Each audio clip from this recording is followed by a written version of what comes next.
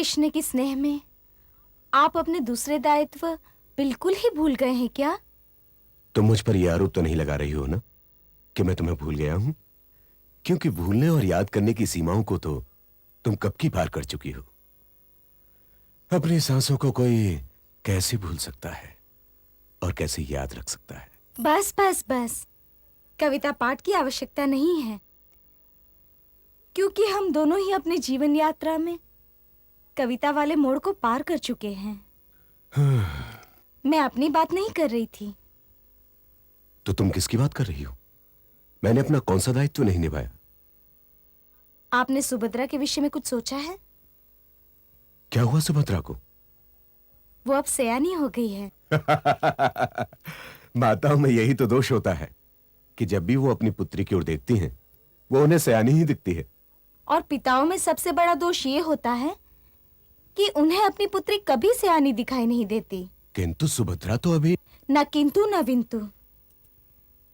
कल मैंने स्वयं अपनी आंखों से देखा कि वो दर्पण के सामने बैठी मुस्कुरा रही थी, और यदि कन्या दर्पण को देख देख मुस्कुराने लगे तो उस मुस्कान को वर्षा ऋतु की पहली सौदामिनी समझना चाहिए। परंतु देवकी, सुभद्रा कोई साधारण कन्या नहीं है। वो तो पिताओं में दूसरा दोष ये भी होता है कि उन्हें अपनी कन्या कभी साधारण दिखाई नहीं देती। चलो माना कि वो विशेष कन्या है, तो क्या भारतवर्ष में विशेष युवकों का अकाल है?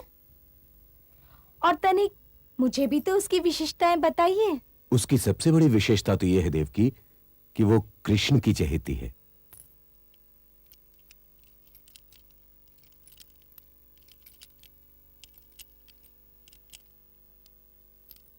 प्रणाम पिताश्री।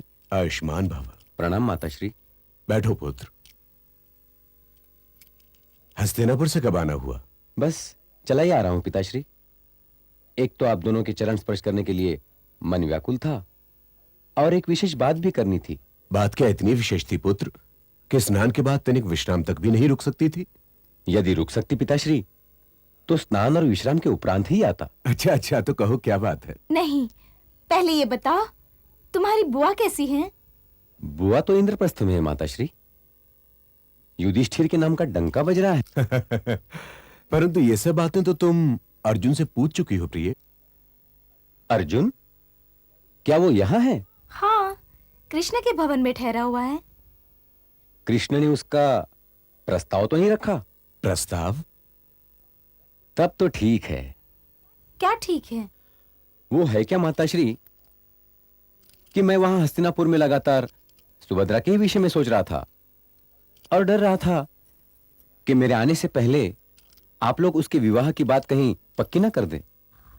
तो क्या कोई विशेष वर है तुम्हारे ध्यान में? विशेष जैसा ही विशेष। वो तो ऐसा है माताश्री कि आज सारा भारतवर्ष उसी की ओर देख रहा है। अच्छा, ऐसा कौन है? ऐसा तो एक ही है पिताश्री। परंतु वो है कौन? हस्तिनापुर का युवराज महारथी दुर्योधन मेरा शिष्य भी है। परंतु और स्वयं उसी ने मुझसे विनती की है माताश्री। परंतु कुंती दीदी को ये अच्छा लगेगा? बुरा क्यों लगने लगा? राज्य के विभाजन के पश्चात तो अब कोई झगड़ा रह ही नहीं गया है माताश्री। परंतु विभाजन तो किसी समस्या का समाधान नहीं है पुत्र, क्योंकि विभाजन ने तो दोनों की ही सीमाओं को छोटा कर दिया है, और सीमाएं घटने से कोई संतुष्ट नहीं होता। परंतु मैंने तो दुर्योधन को लगभग वचन दे दिया है पिताश्री।